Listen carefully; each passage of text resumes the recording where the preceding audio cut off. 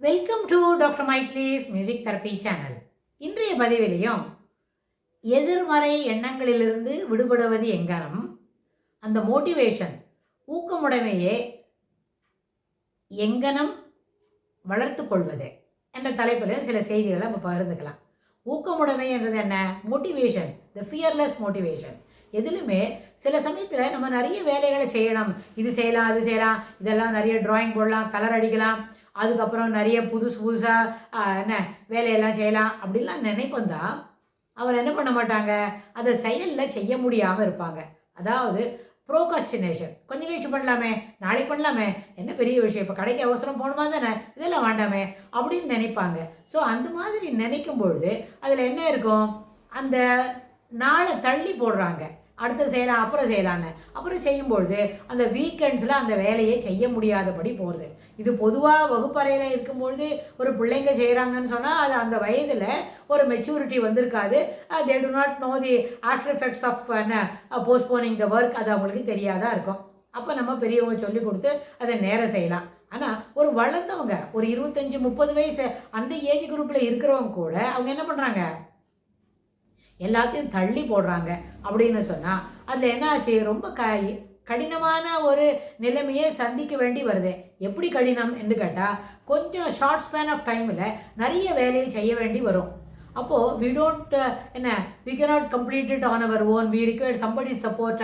அவசரமாக வேலை செய்யணுமா இருக்கும். அவசரமாக செய்யும்பொழுது அதில் கிளாரிட்டி இருக்காது, அதில் பர்ஃபெக்ஷன் வராது, அப்படிலாம் இருக்கும். பர்ஃபெக்ஷன் வராட்டா எப்படி க்ரெடென்ஷியல்ஸ் கிடைக்கும்? கிரெடிட் கிடைக்கணும், பெரிய அளவு நம்மளை கொண்டாடணும்னு சொன்னால் அது பர்ஃபெக்டாக செய்தால் தானே அது கிடைக்கும். அப்படின்னு சொன்னால் இது போல் 2 விதத்தில் ஆஃப்டர் எஃபெக்ட்ஸு, அது ப்ரோகாஸ்டினேஷன் ஆஃப் தி லேட்டாக செய்கிற ஒரு வேலையோட பலன் அப்படின்னு 2 பெர்ஸ்பெக்டிவ்லேயும் அதை யோசித்தாதான் அந்த வேலையை நேரத்துக்குள்ளே செய்ய முடியும்னு தோணும்.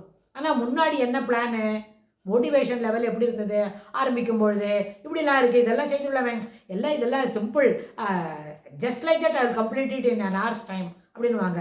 1 மணி நேரத்தில் முடிப்பாங்க. நம்ம தான் 1 மணி நேரத்தில் முடிப்போமே அப்படின்னு நேரத்தை தள்ளி போட்டுக்கிட்டே வந்தால் கடைசியில் நிஜமாகவே 1 மணி நேரம் தான் இருக்கும். செய்ய வேண்டிய வேலை நிறைய இருக்கும். துளி துளியாக அதை ஆர்கனைஸ் பண்ணி செய்யும்போது ஆர்கனைஸ் பண்ணுறதுக்கே 1 மணி நேரம் ஆகிடும்.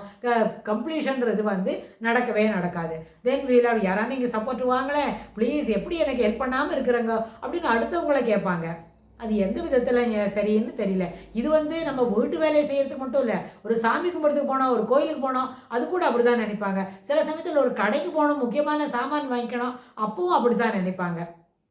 ஆனால் இந்த கடைக்கு போகணும், சாமான் வாங்கினது மட்டும் என்ன பண்ணலாம், லாஸ்ட் மினிட்ல ஒரு சட்டன் அமௌண்ட் போனால் பரவாயில்லன்னு சொல்லி we can order it online and get it in 10-15 minutes டைமில் வந்துடும். அந்த மாதிரி. ஆனால் கோயிலுக்கு போனால் சாமி கும்பிடணும், there are certain occasions that requires our physical presence அப்படின்னு வரும்போது அங்கேயெல்லாம் நம்ம என்ன பண்ண முடியாது, இந்த லாஸ்ட் மினிட் வரைக்கும் காத்துட்டு இருக்க முடியாது. இதில் என்ன ஆகுதுன்னு கேட்டால், இதில் ஏன் அப்படி நடக்கிறது, அப்படி ஒய் இட் இஸ் ஹேப்பனிங் அப்படின்னா, இந்த ப்ரெசன்டேஜ் சினாரியோவில் நிறைய இளைஞர்களுக்கும் அதுபோல் என்ன இளைஞர்கள் என்ன 2 சமுதாயத்தில் இருக்கிறவங்களுக்கும் ஆண் பெண் இருபாலருக்குமே என்ன தோணுறதுன்னு கேட்டால், என் இஷ்டம், நான் செய்வேன், நான் எனக்கு எப்போ தோணுறதோ அப்போ தான் செய்வேன், நான் எப்போ செய்யறனோ அதுதான் சரி, நான் செய்யறதுல சரியில்லைன்னு சொல்கிறதுக்கு you don't have any old அப்படின்லாம் சொல்லுவாங்க. இதில் என்ன கஷ்டம்னு கேட்டால், ராகத்வேஷம் அப்படின்னு 2 விஷயம் சொல்லுவாங்க. அதாவது எல்லா விஷயத்திலும் ஒரு போஸ்ட்போன் பண்ணுற ஒரு மைண்ட் செட்டு, எல்லா விஷயத்திலும் தவறாக புரிஞ்சுக்கிற ஒரு மைண்ட் செட்டு. அப்போ என்னாச்சு, we are under control of our time அப்படின்னு நினச்சிக்கிறோம். எங்கேயாவது முடியுமா? காலம் நம்ம கட்டுப்பாட்டில் இருக்குமா? எங்கேயுமே இல்லை. நாம் தான் காலத்தோட கட்டுப்பாட்டில் இருக்கணும். அப்போ காலத்தோட கட்டுப்பாட்டில் இருக்கணும்னு சொன்னால் எல்லாத்தையும் பிளான் பண்ணி நேரத்துக்கு நேரம் தெரியுமா, டைம் மேனேஜ்மெண்ட் அப்படின்னு ஒரு வார்த்தை பெரிய உளவியலாளர்கள்லாம் அதை பற்றி முக்கியமாக சொல்லுவோம். அந்த டைம் மேனேஜ்மெண்ட்டை பக்காவாக செய்ய தெரிஞ்சுக்கிட்டால் இதுபோல் ஒரு வேலையே வராது. ஆனால் என்னை யாரும் கேட்க முடியாது, என்ன இஷ்டத்துக்கு நானே தான் செய்வேன், எப்போ செய்கிறேனோ அப்போ தான் சரி, எதையும் நான் இந்த மாதிரி மைண்ட் செட்டில் தான் வேலை செய்வேன் அப்படின்னு சொன்னால் அந்த மைண்ட் செட் என்ன ஆகும், ஃபியர்லெஸ் மோட்டிவேஷன் போய் ஃபியர்ஃபுல் மைண்ட் செட்டாக மாறிடும். அந்த டயத்துக்குள்ளே அது நேரம் கிடையாது, எதுவுமே என்னோட கண்ட்ரோலில் தான் இருக்கும். அப்படின்னா இதெல்லாம் இந்த ராகத்வேஷங்கள்லாம், நம்மளோட ராகத்வேஷன்றது என்ன, அந்த கட்டுப்பாடு இல்லாமல் ஒரு வேலையை செய்கிறது, எல்லாமே நம்ம கட்டுப்பாட்டில் இருக்குன்னு நினச்சிக்கிட்டு செய்கிறது, நம்ம கட்டுப்பாட்டில் எதுவும் இல்லை. அப்படின்றத தெரிஞ்சுட்டா அப்போ என்ன பண்ணணும், we should plan accordingly, we should go to do things. நம்ம எங்கே வேலை நடக்கணுமோ அந்த இடத்துக்கு we should go to the spot. அதாவது ஒர்க் ஸ்பேஸு நம்ம என்ன சொல்லுவோம், ஒர்க்கிங் அரேனா அப்படி சொல்கிறோன்னு வைங்க. ஒரு சண்டை போடணும் அப்படின்னு சொன்னால் சண்டை போடுற இடத்துக்கு போனால் தான், குத்து சண்டையை பழகணும்னு சொன்னால் அதுபோல் ஒரு இடத்துக்கு போனோம். ஒரு விளையாடணும் அப்படின்னு சொன்னால் விளையாடுறதுக்கு அந்த கிரவுண்டுக்கு போனால் தான் விளையாட முடியும். நம்ம உட்காந்துருக்க சோஃபாவில் உட்காண்டே விளையாட முடியுமா? முடியாது. அப்படி விளையாடினா அது மாதிரி விளையாட்டு இல்லை. ஓடி நடந்து அப்படின்லாம் சொன்னால் ஃபிசிக்கல் ஆக்டிவிட்டிஸ் இருக்கிற விளையாட்டு விளையாடணும்னு சொன்னால் என்ன செய்யணும், நிச்சயமாக இடத்த விட்டு எழுந்து நடக்கணும், ஓடணும். அதுபோல் அப்போ அதுபோல் ஓடி பழகணும் அப்படின்னு சொன்னால் ஓடுவதற்கு ஏற்ற இடம் என்ன, கிரவுண்டு. நீங்கள் வந்து ப்ளே கிரவுண்டுக்கு போனால் தான் நம்ம அங்கே போய் விளையாட முடியும். ப்ளே கிரவுண்டுக்கு போகணும்னு வாயில் சொல்லிவிட்டு நம்ம வீட்டு சேர்லேயே உட்காந்துருந்தா அது பேர் விளையாட்டு இல்லை. ஸோ அந்த மோட்டிவேஷன் என்ன ஆகுது, எல்லாவற்றையும் செய்ய வேண்டும் அப்படின்னு சொல்லக்கூடிய ஒரு பிளான் இருக்கும். ஆனால் எந்த பிளானையும் அவங்களால எக்ஸிக்யூட் பண்ண முடியாது. இதுக்கு என்ன காரணம், அடிப்படையில் நெகட்டிவ் தாட்ஸ் நம்மளை போட்டு அப்படியே கவிழ்ந்துக்கிட்டு இருக்கு. இட் என்கல்ஃப்ஸ் எப்போவுமே. அப்படி இருக்கும்பொழுது அந்த மாதிரி இருந்தால் நம்மளால் மேலுக்கு வருவது என்பது இயல்புக்கு காட்டிலும் கடினமானதாக இருக்கும். சாதாரணமாக எல்லாருக்கும் மேலே வரணும், மேலே நோக்கி பயணப்படணும். எப்படி, யூ ஷுட் ஆகே முன்னேற வேண்டும், வாழ்க்கையில் முன்னேற வேண்டும். முன்னேறதுக்கு என்ன வேணும், முதல்ல நல்லா படிக்கணும், நல்லா சின்சியராக வேலை செய்யணும், அப்புறம் வந்து ஸ்மார்ட்டாக வேலை செய்யணும். லம்பி ஒர்க் செய்துட்டு அது எப்படி செய்கிறதுன்னு ஒரு தடவை தெரிஞ்சுக்கிட்டோமான ஒரு தடவை அதுபோல் லம்பி ஒர்க் பெரிய நீளமான வேலை செய்யவே வேண்டாம். அந்த நீளமான வேலையை எப்படி ஷார்ட்கட் பண்ணிடுது, ஸ்மார்ட் ஒர்க்கு செய்துக்கணும்.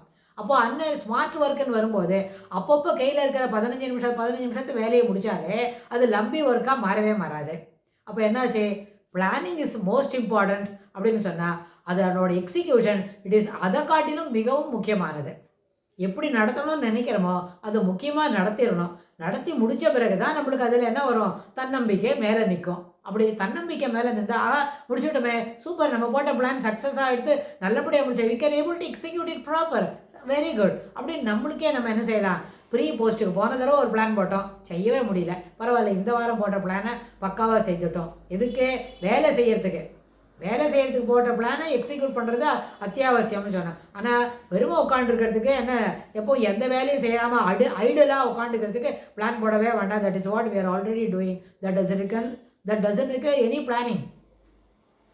நிறைய நேரம் இந்த கேட்ஜெட்டை வச்சுக்கிட்டு நான் உட்காந்துட்டு இருக்கிறோம். அது வந்து என்ன பண்ணுறோம், நமக்கு வீட்டில் பிள்ளைங்க இருக்குதுன்னு வைங்க, நமக்கு 2 பிள்ளைங்களோ 3 பிள்ளைங்களோ இல்லை ஒரே ஒரு குழந்தையோ இருக்குதுன்னு சொன்னால் நம்மளை பார்த்து அதுவும் ஒரு கேட்ஜெட்டை வச்சுட்டு நேரம் உட்காந்துட்டு இருந்தால் நிச்சயமாக என்ன பண்ண முடியாதுங்க. அந்த பிளான் 2 பேருக்கும் சேர்ந்து அந்த நேரம் தவறாக செலவழிக்கப்படுகிறது அப்படின்றது கூட மனசில் வாங்காமல் தொடர்ந்து we continue to do that அப்படின்னு சொல்ல வேண்டி வரும்.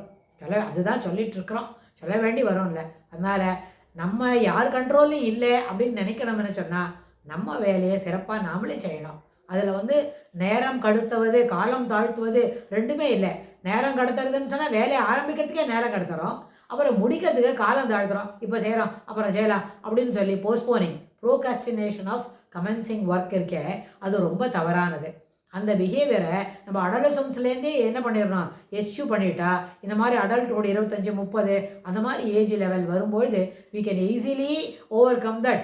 அது ஒன்று. ரெண்டாவது, அதுபோல் ஒரு மைண்ட் செட்டே நம்மக்கிட்ட இல்லாமல் இருக்கும். அதனால் பாசிட்டிவ் மைண்ட் செட் எப்போவுமே செய்யக்கூடிய கையில் வாட் இஸ் த என்ன ஸ்கில் இருக்குது அதை வச்சு தெரியும் நம்மளுக்கு இதெல்லாம் செய்ய முடியும்னு. So what is the task it is in the table now, the task ought to be completed.